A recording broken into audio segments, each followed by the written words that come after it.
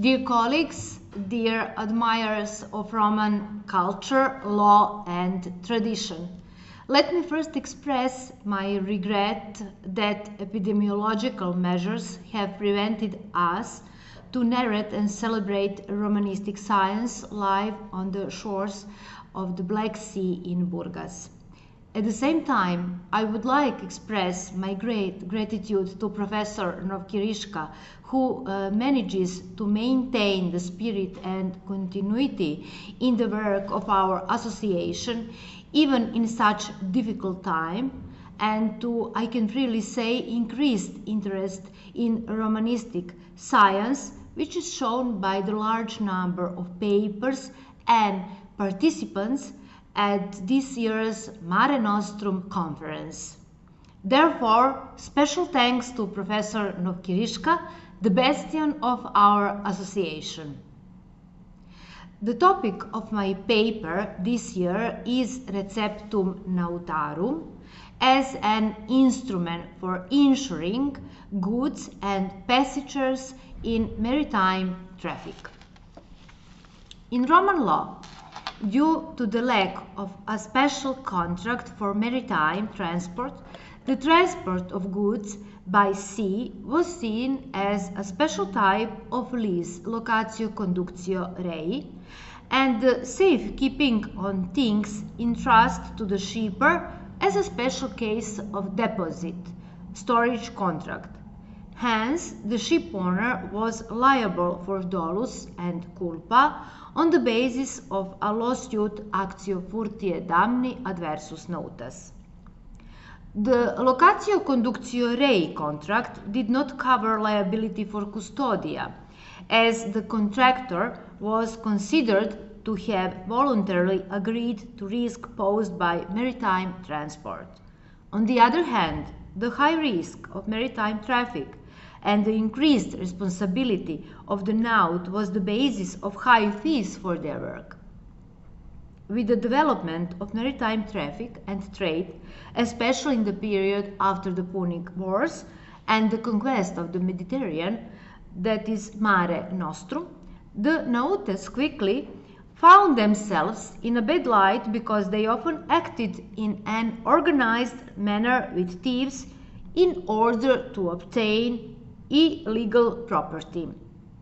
Therefore, the praetor, out of the need for greater security, introduced another legal remedy, Receptum nautarum, in order to increase the protection of passengers, users of maritime transport services.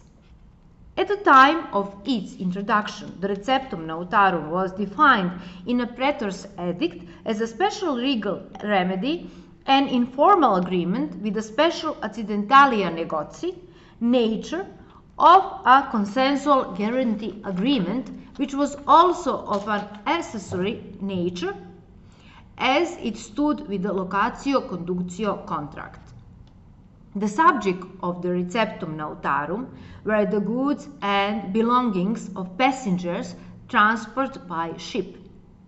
Although there is no special reliable data on this, it is considered, based on Label's allegation, that it was equally applied to both maritime and river transport. At the same time, legal theorists are unequivocal that it was applied exclusively for private purposes, while this was not the case when it came to the transport of goods for the needs of the state. With the help of the Receptum nautarum, the exercitor guaranteed that he would take responsibility for all the things brought on the ship and that he would transport them undamaged, res salvas fore.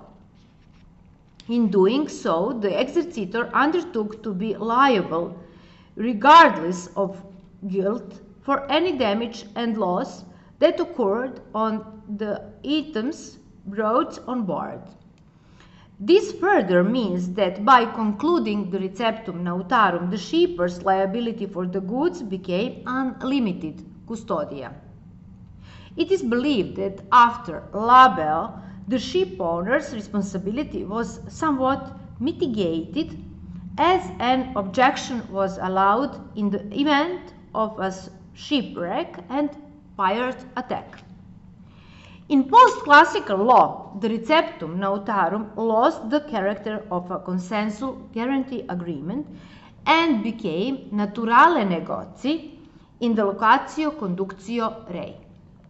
In Justinian's law, it was regulated as a legal obligation that tacitly arose at the moment of entering the goods and passengers on the ship.